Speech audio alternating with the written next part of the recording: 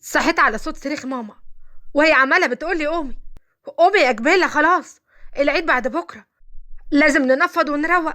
الشقة كلها مكركبة ولسه ما اتعملتش. ساعتها قلت لها يا فتحي يا عليم يا رزاق يا كريم، بقى دي استباحة بالذمة؟ لما هو العيد قرب يبقى لازم نقول لبعض كلام لطيف. عيد سعيد، كل سنة وانت طيبة، أي كلام من الحلو ده يا ماما. وبعدين ما تجيبي واحدة تنظف، ايه المشكلة يعني ماما؟ ولا انت لازم تهديني قبل العيد؟ لقيتها بتقولي انا هطلع من الاوضه وانتي هتيجي ورايا من غير اي كلمه تانية، ولو لقيتك موجوده في السرير صدقيني هخلي يومك اسود. في الوقت ده سابتني وخرجت من الاوضه، وانا قمت وانا متضايقه ساعتها لان ما كنتش عايزه انضف البيت.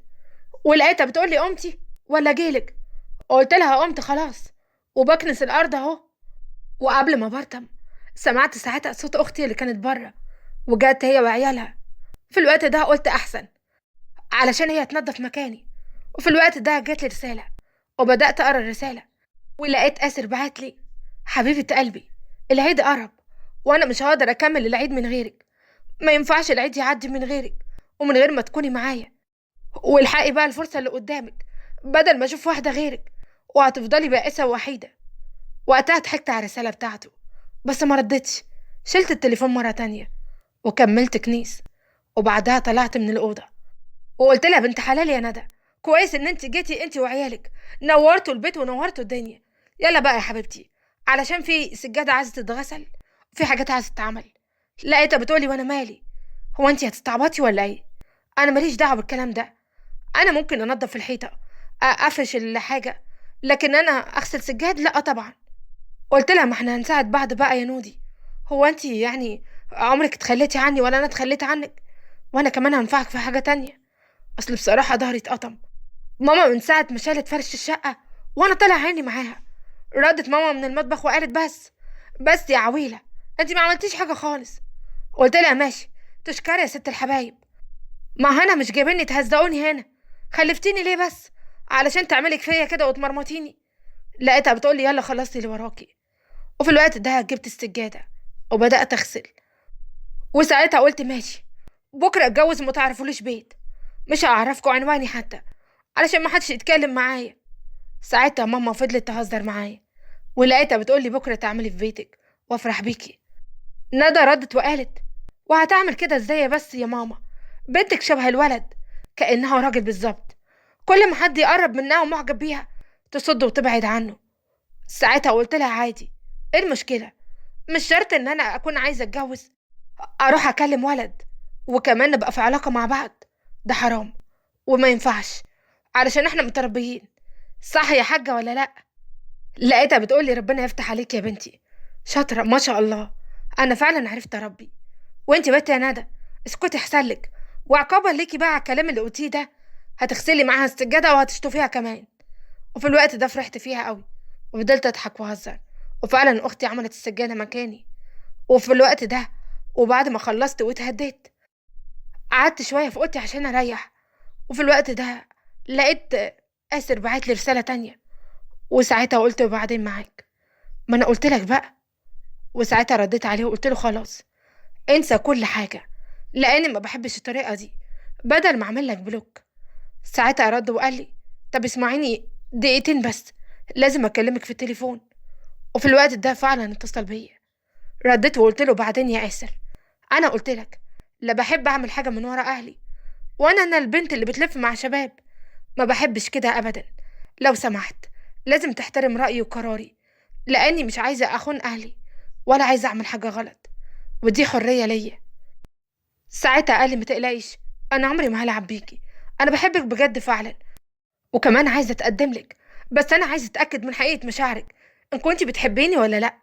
وقتها قلت له حقيقة مشاعري هتعرفها قدام بابا لما تيجي تتقدم لي وهو ياخد رأيي قدامك، وساعتها اقول ان كنت موافقة عليك ولا لا، بس انت تعمل اللي عليك وخلاص. لقيته بيقول لي طب اديني فرصة نحب بعض شوية. قفلت في وش السكة وانا كنت عارفة اللي بعمله ده صح. وساعتها افتكرت ان انا اتوجع قلبي قبل كده، وان انا جربت ان انا احب واتحب، وساعتها اتكسر قلبي لما مشيت ورا قلبي ونسيت الاحترام والادب، ونسيت ساعتها ان انا كنت بغضب ربنا.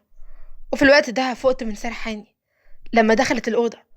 وساعتها قلت لها ليلى كويس ان انت جيتي. انت تهوني عليا المرار اللي انا عايشة فيه.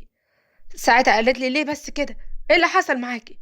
قلت لها هدوني وهدوا حيلي وصحتي في الشقة دي عشان تنفض العيد، وكأن الناس بتيجي تدور على التراب عندنا في البيت، مع ان اصلا محدش بيزورنا بعد التعب والهدة دي كلها. المفروض العيد نفرح بيه، ننبسط، وكمان نقعد ونتفسح ونعمل كل حاجة، انما مش نهد نفسنا. لقيتها بتقولي عادي بكرة تعملي في بيتك. ساعتها قلت لها وبعدين بقى، في كلام امي اللي مش هينتهي ده. لقيتها بتقولي خلاص، بصراحة كده انا جايلك عشان موضوع تاني. آسر بعتلي رسالة، معرفش جاب رقمي منين، المهم ان هو عايز يتكلم معاكي. قلت لها آسر عرفني، كل شوية بعتلي رسائل، وكان بيكلمني من شوية، عايز يحب ويعطف ويلطف، بس انا بقى ما بحبش كده، وكفاية اللي حصل لي المرة اللي فاتت. ودلوقتي بقى عندي قناعة واحدة، ان اللي بيحب واحدة وبيحترمها هيروح لها لحد بيتها ويتجوزها، مش هيقعد يلعب عليها. الواد ده بيلف ويدور عليا، وانا فاهمة الحركات دي كويس لاني شفتها وجربتها قبل كده، وبصراحة ما بقاش ياكل معايا. لقيتها بتقولي خلاص انتي تعرفي مصلحتك اكتر، بس انا بقى لو خطفت منك آسر مش هكون غلطانة.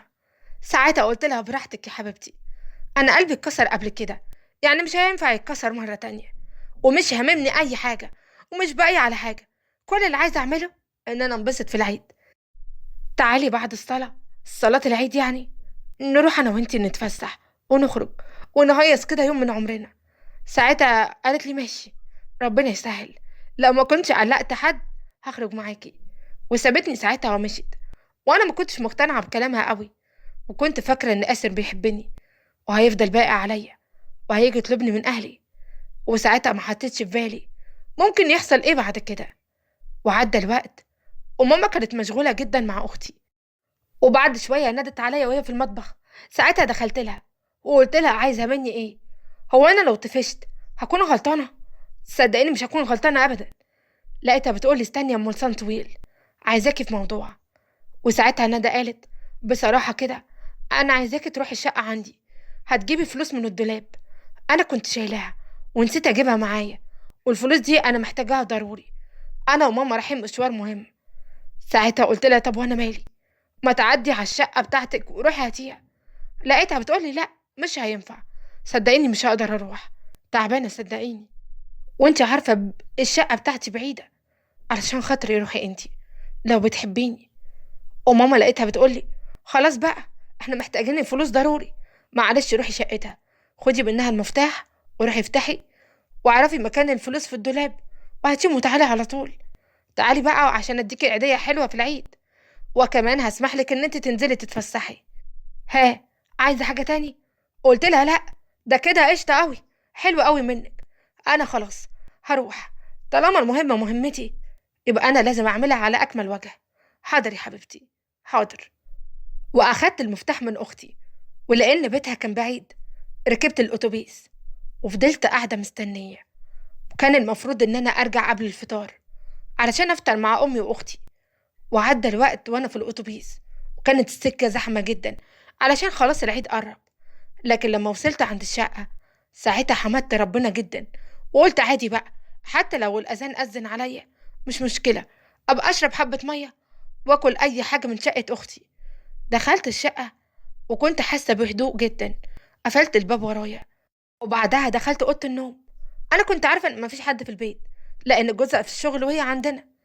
وفي الوقت ده بدأت ادور في الدولاب، بس ساعتها اتفاجئت بحاجة غريبة، وده لما سمعت صوت بره جاي من عند باب الشقة. ايوه باب الشقة اتفتح، وساعتها قلت يمكن جوزها جه، وكنت خايفة جدا وفي نفس الوقت محرجة لما يجي ويشوفني في البيت لوحدي ونكون احنا الاتنين مع بعض. وساعتها بصيت من فتحة الباب، بس اللي شفته ساعتها كان صدمة عمري ما كنت أصدقها. والمغامرة اللي عشتها في بيت أختي عمرها أبدا ما كانتش تخطر على بالي. ولحد هنا خلص الجزء الأول، استنونا في أحداث شيقة وممتعة جدا في الجزء التاني. لو عجبتكم القصة متنسوش تضغطوا لايك وتشتركوا في القناة وتفعلوا زر الجرس عشان يوصل لكم إشعار بكل القصص الجديدة. ولو انت بتتابعنا على صفحة الفيسبوك ما تنساش تضغط لايك ومشاركة. وكمان متابعة صفحة الفيسبوك. اشوفكم على خير ان شاء الله.